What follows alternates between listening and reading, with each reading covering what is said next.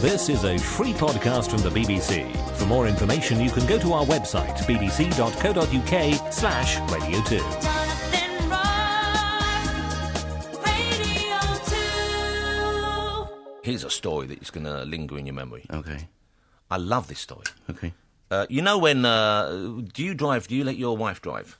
Yes, we talked about this, and I'm not a big fan. You're not a big fan. I'm not a big fan. No. It's the whole kind of remote control thing at home as well. The man likes to be in charge. Yes. Okay. My wife, she sometimes fumbles for things while driving. She'll look for lipstick. She'll look for something. I don't know what she's looking for. Cash. Stuff, sweets she's lost down the years ago. Pictures of the children. Wigs. Anything she can find in the car. She's got it in. And is she looking down without looking at the road? No. She's driving along, one foot here, trying to put a shoe on with the other, reaching down with the other hand. How many hands has she got? About 8. I'm exaggerating, obviously. But sometimes when you're sitting there and you've got your foot pressing forward and the brake, and then you do the accelerator, the fake accelerator. Get out now! It's loads of time. She's always telling me off for crossing the road when cars are coming. I say, "There's loads of time. If you move, if you went when I said, we'd be over." Okay. Anyway, here's something which I've never seen her do in the car. I'm quite pleased to say, but I'd quite like to have been a witness to this. Right. A woman driver crashed her car in Florida because she was doing something, a little bit of personal grooming. What do you think she could have been doing in the car that caused her to crash? Waxing. Very close. She was shaving her bikini line. Wow. Let that sink in for a second. How do you even do that when you're driving? How do you even do that? Why would you even do that? Surely one slip and whoa. Even with a safety razor, that's not wise, is it? Shaving the bikini line. She was 37. You think she'd know better. She told the police she was on her way to see her boyfriend. She wanted to be ready. How quick do things happen in Florida that you... on the way, in the car... Yeah. I'm hoping it was a convertible. Got a bit of sun on you as well. Even at those tan lines. Iggy Pop drives around stark naked. Yeah, he told us this. He drives around stark naked. If you're in Florida and you see Iggy Pop, don't lean into the window. No. He apparently has a flannel with him that he puts over his privates just in case someone does lean in. Yeah. But he drives around. Imagine that. Of all the people you can see naked in a car, Iggy Pop probably isn't top of your list, is he? No. Jonathan Ross, online, on digital, and on 88 to 91 FM. BBC Radio 2. Do you believe in ghosts? No, of course not. What do you mean, of course not? A lot of people do. No. I don't either. I'd love them to be... I'd love them to be real ghosts, wouldn't you? I'd love it. Proper real ghosts, probably all dressed up like pirates. With a ball and chain. Yeah. Yeah, like Blackbeard's ghost in that Disney film, clanking around and then helping people. Yeah, not just someone in a sheet. Lifting up bad guys and throwing them through windows, when kids are trying to raise money for a charity. That kind of ghost. Yeah, that sort of ghost would be good. Would you like a scary ghost? Or like one of those ghosts you see in Scooby-Doo. The proper Scooby-Doo ghost. But no, Scooby-Doo ghosts are always men dressed up. No, but they are men dressed up, but they all made them look. They look quite good. If you want to see man dressed up as a ghost, I'm sure we could arrange that. No, but you know where I'm going with that. And they were quite good. They were quite convincing on Scooby-Doo. They were A, cartoons, B, not ghosts. I know, but they were quite convincing. You were convinced by the veracity of the Scooby-Doo My ghost. son at the moment is watching Scooby-Doo, and he's convinced the lunar ghost is a proper ghost. Well, the apple don't fall far from the tree, does it? He's only 3. Yeah, well, shows you in a bad light then. Anyway, yes, 2 glass vials containing, supposedly, allegedly, the ghosts of an old man and a young girl have been sold online. Have they? 935 quid. This person, Avi Woodbury, said the spirits have been caught in a house in Christchurch, New Zealand, by an exorcist and then stored in holy water, which, and this is the actual quote, sort of puts them to sleep. Hasn't even bothered getting a good backstory. No. Not some sort of interesting story, it sort of puts them to sleep. They put it on just the chance. They bought it, and it's been bought by a company. Obviously, I guess they want to use it to promote them. Yeah. £935. So you sold 2 little bottles of water. Yeah. For 935 quid. Even Evian doesn't get away with that. You're listening to the Jonathan Ross podcast from BBC Radio 2. Here's a great story. Love this. Have you ever been to Romania? No. I've been to Romania. Been to Bulgaria, skiing. Didn't ask you that. I went to Romania. Just sort of, just giving you a bit of... No one's interested. Just a little taster. I went with Chris Evans. Why don't you list all your holidays? Just thought why don't we do that now? Is that what you're going to do now? No, just so I asked you something, you go, yeah, I went to Romania. You ever been to Brighton? No, yeah. Like that, did you? Yeah, lovely. Okay, what about you? You've been to France? You've been to France? I live in France, yeah. America? Yeah. Great. Okay. So Romania, anyway, there's a Romania. I've been to Romania. Have you? I went and it was beautiful. Oh, beautiful. Was it? The food was terrible, but it itself was beautiful. Is that where you met Ian Jury? Was that all them forests and the cheeky girls? Lovely forests. Anyway, but they do like the people I met there. Certainly, love a drink. Okay, they love a drink. There was a local plum brandy that a Catholic priest shared with me. Okay, there's a story right there. You know, like one of those old style Orthodox guys. Big beard and funny hat and everything. Yeah, and he had a little bottle tied to his belt. Did he? Oh, yeah. I think he was a rescue priest. I'm not sure. Maybe he went up like a dog. Maybe he went up when people were trapped in the snow and got them down. And I don't know. I'm guessing. Because my Romanian is rusty. Yes. Anyway, they've got traffic signs now. They've actually put up traffic signs by the side of the road in Romania. Yes. Okay. In a part of Romania, the place called Pekica, which say, attention, drunks. And look at that, to warn drivers that there will be drunk. And there's a picture of a man on all fours reaching for a bottle. It says, attention, drunks. And there's a picture of the man on his hands and knees clutching the bottle. And they've had to put it up because they've said, we've had to target the drivers because by the time the pedestrians get to this state, they're beyond caring. Radio 2. Frankie, great to see you. Thanks for joining us. Good to see you, big guy. I know you've got a talk coming up, but the book, I've been loving your book. I know we can't even say the actual title of the book. It's My Something Life so far. People can fill in a word of, dissatisfaction. How much of it is genuine, legit, actual memories, actual events? How much of it is embellished, enhanced, exaggerated? It's all true. That's kind of depressing, Yeah. in a way. Really? because I was hoping you'd say, no, I actually had a lovely childhood. I'm a character. He really is a character. Some things there. So, fill people in who aren't necessarily aware of, where were you actually born in Scotland? I was born in a place called Pollokshaws in Glasgow, which is essentially like the void. It's like nothing. Yeah, and is that in the Gorbals or near the Gorbals? The Gorbals? No, we started out in the Gorbals. Yeah. But our bit of the Gorbals was deemed too terrible to continue existing, and it got knocked down. Yeah. NASA sent one of those little crafts in to see if there was any life there, didn't they? And it came back negative. We fled from it like rats. But didn't your father almost make you stay there? He was offered the opportunity to... Yeah, it's quite near his work. So he liked the idea of being there. And what did your mum have to say about that? She went absolutely tonto, and then brought it up with him for about 30 years. But in a way, that's the bedrock of a long relationship. Yeah, anytime he would sort of say what he thought in any given situation, she would say, well, if it was up to you... We'd still be in the Gorbals. Yeah, exactly. So the Gorbals doesn't exist as such anymore, or does it? Oh, no, still? it does. So, To you. You're like some colonial general. No, I prefer to think of myself as exist? I prefer to think of myself as David Attenborough looking in on a different life. Yeah. Well, I've never been to the Gorbals. Where exactly is the Gorbals? It's in Glasgow. It's just off the Clyde. Okay. It's where the Citizens Theatre is. Well, look at me. I now think of it in terms of You now think of it in terms of the Citizens Theatre. That's lovely. Come up sometime. I've been to the Citizens Theatre. It's a good theatre. I will go out there. I've been to Edinburgh a number of times, but not just for the festival. I went outside of Edinburgh to various places where there were these kind of just huge council estates, the size of them which I'd never seen before. They were like it was like the size of Switzerland, one of them, and it was a remarkable experience. Yeah, I taught it in one of those in Pilton Muirhouse kind of thing, and it's really like. At the time, it was really bleak. When I went there, this was about as bleak as it could get. And there was a pub that people would go to, and the young ladies there would often queue with their children to collect the benefit, and then go straight to the pub to celebrate. Yeah. and stay there until either the money ran out or a fight broke out. To be honest, though, I'm so culturally ingrained in that, I'm struggling to see your point. Well, I was there for a while, and I quite got used to seeing women punching each other while holding a pram with one hand. I mean, I kind of got used to it, and I know we're speaking of certain cliches, but I actually witnessed that. But this was a long time ago. I imagine it's changed, it's been gentrified and prettified by now. But not much. But it's become quite middle class. There's cappuccinos on the corner. And... Well, there's a line in one of Irving Welsh's books where he's talking about one of his characters is saying, in Estonia or something like that. He's going, this is actually one of the worst places in the world, because if you're in Estonia or Latvia or something, there's probably like a cappuccino bar or something. Yeah. And look about here, there's absolutely nothing. It's probably one of the few places in the world where there's nothing. I like the way that we now kind of universally use the presence of a coffee shop that sells cappuccinos as the kind of, this is now a civilised area. That's become a kind of a standard, hasn't it? Knock the library down and put a cappuccino. But you still live in Scotland, don't you? Yeah, no, I've moved back up. I lived in London for a few years, but I just found it absolutely harrowing. And you came down, I guess, for work, for the comedy, yeah? I would class it more as money. I came down to try and steal enough money from English show business that I could live in Scotland high on cappuccino. You're like a comedy Braveheart. And so when did you move back? About a year ago. Okay, and so you're back now and you've got your family up there. Do you have your mum and dad still around? Yeah. So you're close with them? You live near them? Yeah, and they pop round to see the kids and all that stuff. Well, that's the thing, that you can't beat that. You can't beat having that kind of backup nearby. And I know a lot of people who move down here, that's what they lose. Yeah. Okay, how many kids do you have, Frankie? I've got 2. How old are they? 5.5 and 2.5. I'm counting the halves now. That's nice, yeah, you're even doing the halves as well. You going to think of having any more, or is that it? I would say absolutely not, but then I know part of me always has this sort of thing of going, yeah. Well, you forget the pain, don't you? Much like women forget the pain of childbirth. Yeah. What pain are you talking about? What pain is that? What possible pain did you have in bringing your children up?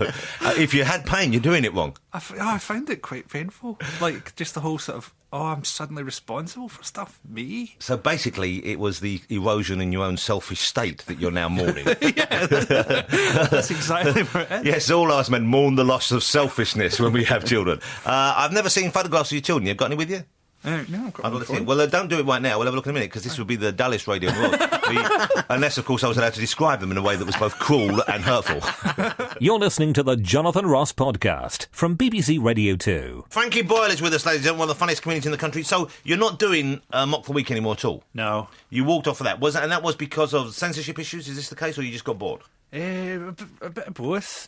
You know, I never really enjoyed particularly doing it, but there was a thing where they wouldn't let me do the stand-up anymore, and I just thought, well, it's probably a good time to drift off and do something else. It was a lot. They used to do. Am I right in thinking it was a very long record? They used to go on and on and on. Like 3 hours. Yeah, and then they would use the stuff. He would basically get every last ounce of comedy so he could put it out on his DVDs. The producer-director guy at the end of the year. Well, I thought it was all right, like, but it's just that thing as well when you're writing different stuff yourself. So now I'm writing jokes and I'm going, there's no way that you can put this on Mock the Week. Yeah. And if you're writing a few jokes like that a year, you're going, okay, I can work around that. But I was writing like 100 of those a year, and you're going, there's no way I can say any of this. Because your tendency is to go towards the more extreme end of comedy, the kind of darker edge, isn't it? I don't try to. No. It's just I sort of try and think what's funny, and then whatever makes me laugh, I just try and think of a way I can sort of get away with. Yeah. But it is dark stuff, isn't it? It sort of ends up that way, it seems to be. But I've, having met you, I know that you also laugh. You're a very generous kind of member of an audience. You laugh at other people's music. That doesn't have to be that way. So it's not just that stuff that you find funny. I know, I've always thought it's like a broad church. Do you know what I mean? I've always found it weird that there's like all the sort of cheerier comedians sort of don't like the kind of darker thing, because you're sort of like, well, who cares what it is? Because I came out of clubs, really, rather than sort of the Edinburgh Festival or anything. There was always like different things. There might be a guy on at the end eating fire and being funny, and you're sort of like, I'm quite into all of it. So you see it all as being very much of the same school, even though some would say, OK, but your tendency is to go in this direction, as opposed to, say, Jason Manford, who talks about his nan a lot. Yeah, I could talk about my nan, but it would be horrible. But you know what? I'd pay to see that. Just that I love Jason Manford stuff. It wasn't me being negative about it. But, it's like you know what you're going to get from him, and I know what you're going to get from you. And so, I think it's all quite.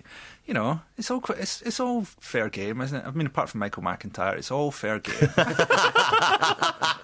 Why? Now, Michael does seem to attract a certain amount of, I don't know, a lot of comedians do seem to get a little bit bothered by him. Oh, that's just comedians, isn't it? Yeah, I mean, it's just nice, It's a sort of envy thing, isn't it, I think? It's envy. Because he got so big so quickly. And he's a very funny man. He's a very lovely man as well. Yeah, but also, terrible, vicious temper and, real weird sexual issues. And none of this is true. Probably you can't now broadcast this. You can't. No one should dig up his patio. That's what you're sort of saying, isn't it? Okay, so you're on tour now. Will you please tell the ladies and gentlemen listening what the name of your tour is? It's called "I Would Happily Punch Every One of You in the Face." If I could, I would punch them all in the face. If I had time, I'd punch them all as they came in and punch them all as they left again. And this is just a way of saying thank you. Yeah. Well, it's a sort of personalised touch, isn't it? Well, people are big on interactivity these days, and certainly that is interaction. Yeah, it's it's not just. It's not going to work through DVD though. So the DVD I'm going to call. If I could reach out through the television screen and strangle you, I would. But your audience seem to like this kind of approach. Who cares? I'd like to go and see you. I've never seen a proper gig. I've never seen a gig. Where are you? Are you doing London? You must be doing London. Yeah, I'll be doing Apollo. Okay, let's have a look at some of the dates. You're in Glasgow, of course. Have you got a bigger following in Scotland? Do they like you because you're one of their own, or does it not really? They hate me because I'm one of their own. But in that way where they hate and like you. They recognise you.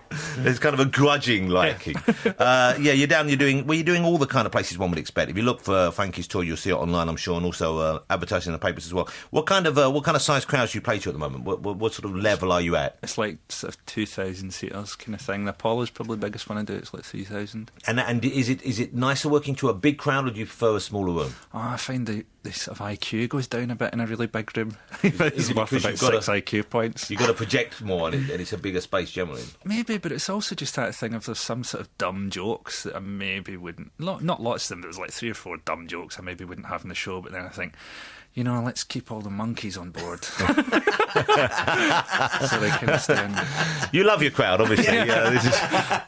No, generally they're fine, but the bigger the room, Hold it, they're fine. That's the very definition of damning with faint praise. Generally, the people who play the CB, they're fine. But there's an honesty about you which is refreshing. Right, okay. Yeah. Thanks. Now, I try to be honest. There's some photographs in your book which are slightly alarming. Really? Oh, yeah. Of me? Yeah. There's one of you wearing a sort of silk kimono, doing some sort of kung fu routine with, I'm assuming, a partner at the time? Yeah. I was Dr. Presley 36. My pal used to do a character called Dr. Presley, who was like a sort of evil supervillain kind of thing. And I was Dr. Presley 36, which was him from another dimension. And, so this was in front of an actual paying audience? This was like on TV. Oh, you know what? I'm so good at YouTube for that afterwards. Yeah, it's probably not on YouTube. I'd love to see I feel like sticking all that stuff up. Oh, you should do, because people like to see it. Because I've been enjoying downloading the material that you were trying out for Mock the Week that you couldn't use on Mock the Week. And if you do like humour, which is, the darker end of the spectrum, Frankie is your man, and that's your material right there. But very funny stuff.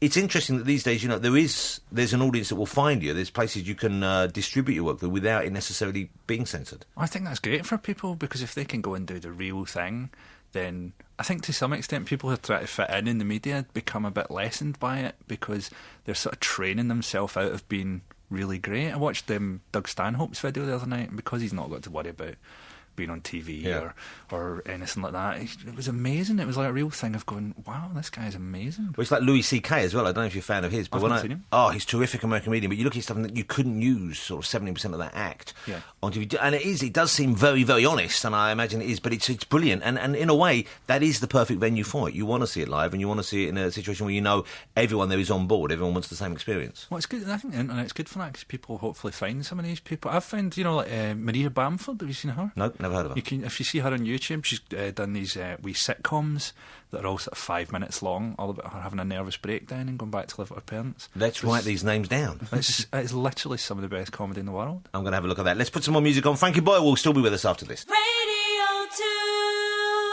Do you play any instruments at all? I was listening to that piano at the end. I think that's a nice sound. That seems quite easy. I wondered whether Frankie's ever mastered any musical instruments. None at all. I can't sing either. You ever tried? I like to sing, but my children stop me. Obviously, I'm sure you get the Proclaimer tag, because Scottish, glasses, borderline ginger. You must get that quite a lot. I'm going to try and push my career enough so that eventually the Proclaimers get mistaken for me. That's my aim. It's going to happen. Although they'll always outnumber you. See, that's the thing. Yeah, I passed one of them in the street once. I don't even know which one, obviously. But what a moment. He gave me a very ugly look. He can't give any other looks, though. Yeah. Have you? I'd like to see you do something with them. Perhaps a charity gig. All 3 of you come out and people could try and guess which one actually isn't the Proclaimer. We all hide under cups and we get moved about by a set of giant hands. Find the Proclaimer. Frankie, you studied to be a teacher, didn't you? Yeah. Did you ever get to teach? Did you pass the... No, I did like the placements, which was like 12 weeks of placements kind of thing. I was really so you were at school, you were helping, and what subjects were you teaching? I was teaching English. Okay, and did you enjoy the experience? No. I was quite drunk a lot of that time, so it wasn't that unenjoyable, but I was anaesthetised heavily. So is this because you were trying to create yourself a character, rather like a Dead Poets Society, a kind of rebellious, inspirational teacher, or you just had a drink problem? I was a serious alcoholic. Oh dear.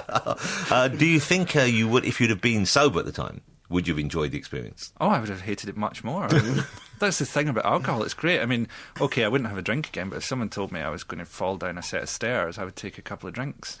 So, and if you had a drink now, do you fear that you would get lured back in? Oh, it's beyond that, man. We would just wake up in another country. Yeah, because that's what Barry Humphries used to say to me once. I said to him, do people offer you drinks from because I don't drink, but I know I could drink. I actually did have a drink on New Year's Eve. Hadn't for about 10 years because my wife looked a little bit lonely, and I said, I'll have a drink with you. But then afterwards I thought, I don't want to do that again. So I didn't miss it at all. So I don't think I had that chemical thing that goes on in your head that alcoholics presumably have.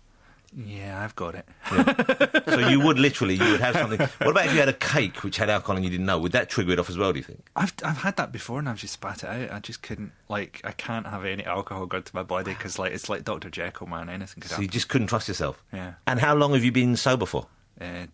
11 years now. 11 years. And did you have to go? Did you go through like an Alcoholics Anonymous? I don't believe in Alcoholics Anonymous. I know that's not very fashionable, but I just think it's a sort of the whole 12 steps, and you're always an alcoholic and you can never be cured. I think there's all sorts of different ways of approaching it, and you know, people would be better taking up a hobby, I think. Are there times though when you thought, okay, why was I an alcoholic? Why couldn't I have been a sex addict? Because that would give you much better stories to look back on. I don't even count sex addiction. That's just being. I knew you wouldn't. Human. I knew you wouldn't count that as a. Everybody, apart from the odd freak, is a sex addict, and it's just something people. Men drag. You never see a woman go, "Oh, I'm sex addicted. I'm going to a clinic." It's always men go, "Oh, I've got a problem." The problem is I've got a lot of money and I'm famous. I've been sleeping with people. You'll be pleased to know that Frankie's new slot here on Radio 2, Ask the Doctor, will be starting on Sunday evenings. Phone in for a sympathetic ear. You're listening to the Jonathan Ross Podcast from BBC Radio 2. OK, well, now the exciting part of the interview, ladies and gentlemen. Sure, we've pretended to feign interest in Frankie's life, his past, his autobiography, his new tour, in which he says, I would like to kill everyone, or whatever it's called. It's some kind of nihilistic statement of intent. Comic books. Now we get to the mother load. When did you first fall in love with comic books, and would it be safe to describe it as the one true love of your life? Yeah, probably. I remember in our school, when I was about 7, maybe 6 or 7, there was like a wee library, and it's just all kids' books, but there was like, you know, a stack of old Marvel and DC comics. The actual comics, not annuals. The actual comics. Wow. And like when you see those, like I remember one of them was like, I think it must be a Kirby comic where it's like who's the guy in the Mobius chair? Remember that guy? Oh, of course I do. That was a DC comic, and that was, you're thinking of Metron from the New Gods. Metron, yeah. Of course, everyone knew that. This is the start of this comic is Metron discovering this giant prison where all these titanically evil people, gigantic godlike creatures, have been imprisoned for all eternity, and they're on an asteroid belt. Yeah. And I think that might be New Gods 7. It was like, but as a 6-year-old, it's absolutely mind blowing. This is the greatest literature ever made. My son Harvey, he's named after Jack Kirby. Really? His name is Harvey Kirby Ross. I wanted to call him Wolf Galactus Ross, but my stupid wife insisted he have a name that everyone could remember. And this has been a constant for you since then. Since you were 6, you've always loved them? No, I sort of really drifted out of it, and then I was about 21, I was a student, and all my friends just had massive comic collections. And my grant didn't come through one year, and I just stayed in the house and read, like, literally 5,000 comics. So you see, a slight blip in the system altered the course of your destiny forever. And now, you still do you encounter much? I don't really encounter much because I'm kind of, obviously above criticism.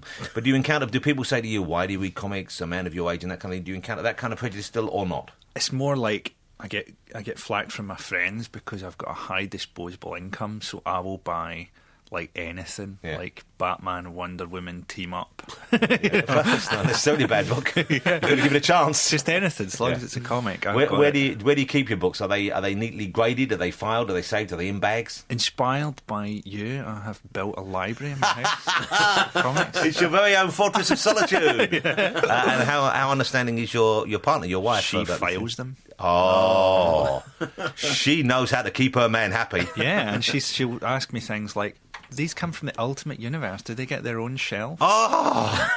Well, that's a keeper right there. Where did you find her? Yeah. And does she read the comics as well? She reads some of them. Generally, I select ones for her. There's a lot of people out there thinking, God, they're the weirdest couple on the planet, and a lot of people thinking, wow, how did he find that? And the kids, you're going to no doubt indoctrinate them into the world of comic books as soon as they're old enough to fully understand and enjoy them. Already. Which ones? You buy the kiddie versions for them?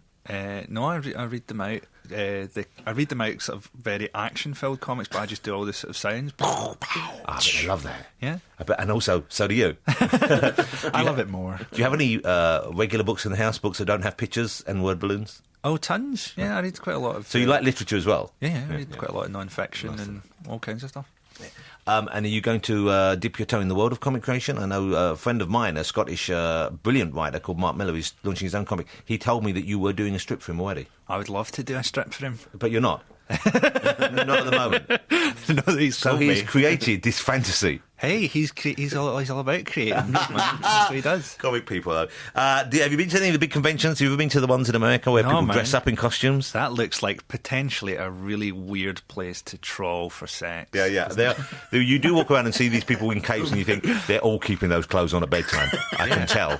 And also you can, get suits with, abs on them and stuff like that. You could really go for it. Some of us don't need it. Yeah. The best one I saw, I tell you, it is worth going. The big one to go to is the San Diego Comic Convention. You go there and you see bat women, bat girls of all ages. Right. Oh, until you've seen an 80-year-old Batwoman, you haven't lived. You really haven't lived. I'm not joking. I saw one coming in, and she was on the larger side as well. She was certainly the wrong side of 60, and she was in one of those chairs that you get when you're just a little bit too fat to walk. And, God bless her, she had breathing apparatus. Now, I'll be honest with you, why bother with the costume? She could fight crime, man, and just wheel herself into a warehouse by the docks and set fire to it. On that note, Mr. Frankie Boyle is leaving us, but ladies and gentlemen, you can see him on his tour. I would happily punch every one of you in the face. And his book, My Not So Wonderful Life So Far, is also available at all tolerant booksellers. Frankie, great to see you. Thanks, man. Hey, Matthew Macfadyen's with us. Talk about a hunk of good-looking man right here.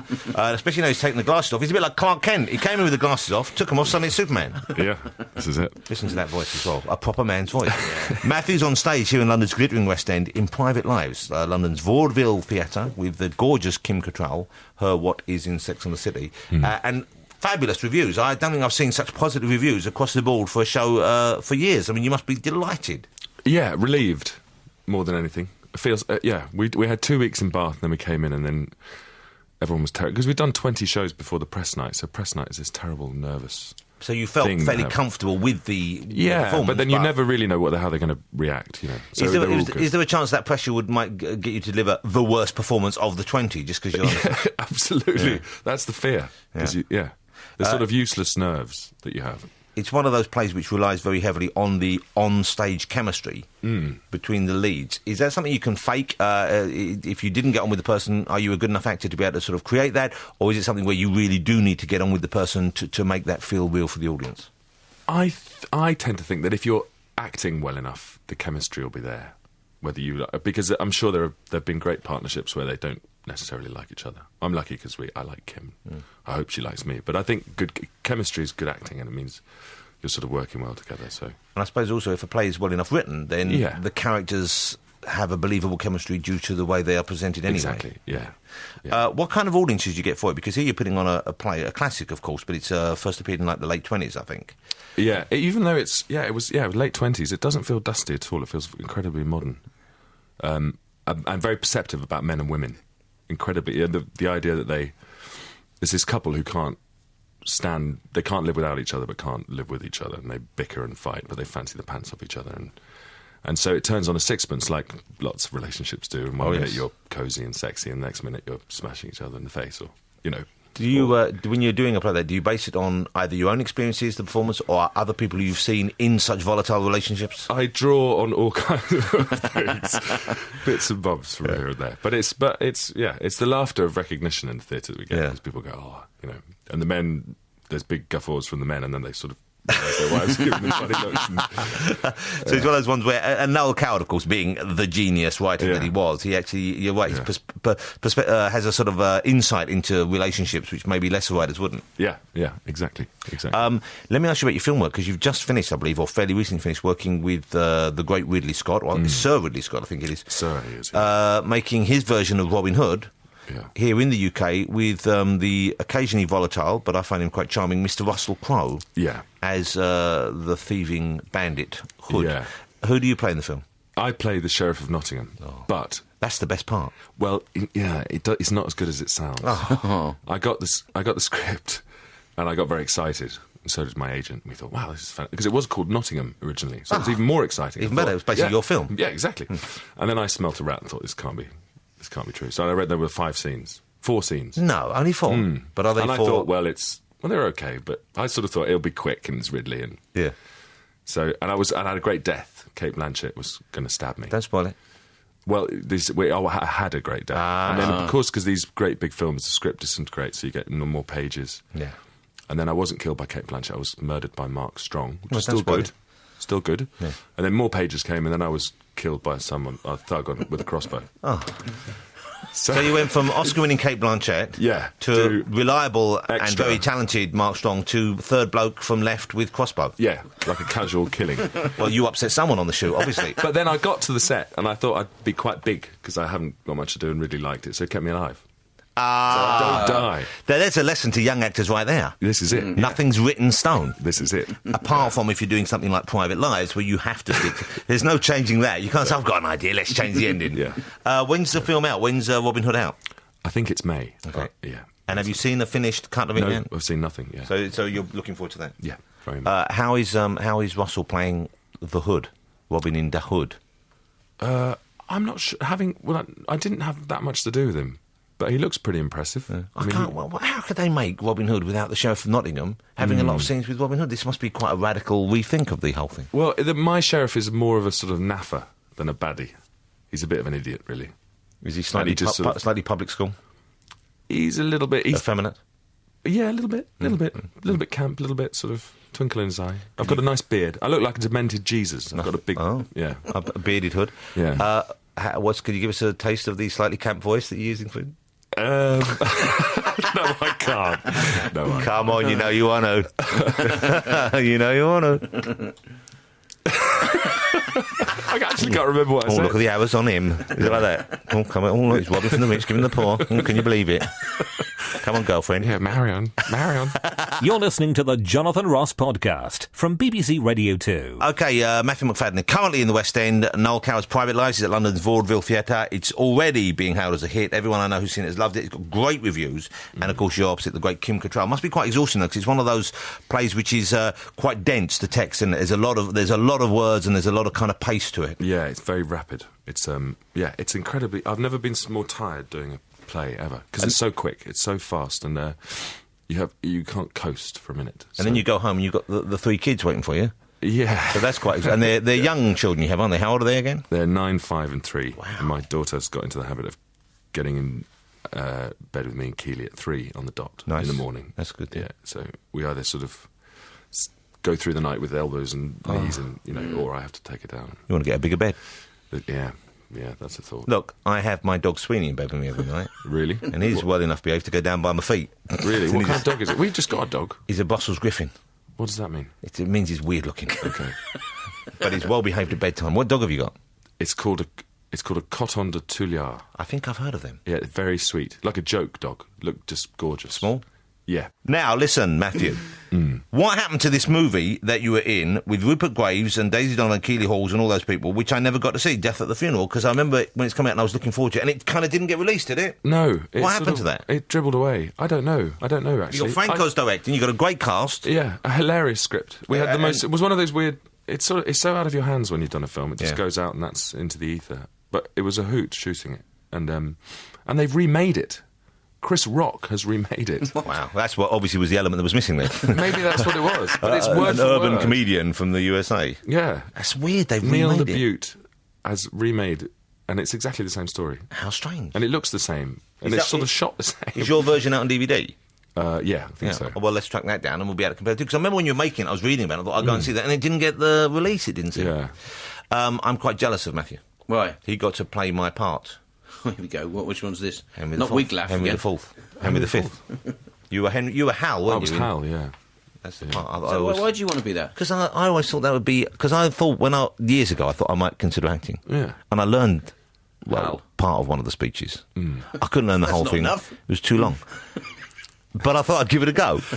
Never happened. Never even got an audition. He's great, Hal. It's the best part. Yeah, he goes from a lout into being a psychopath, really. It will shine more brightly than that which hath no foil to set it off. Ah. Well, that's lovely. That's See, quite that's moving. little, that's a little. That's all Is I that all remember. you knew?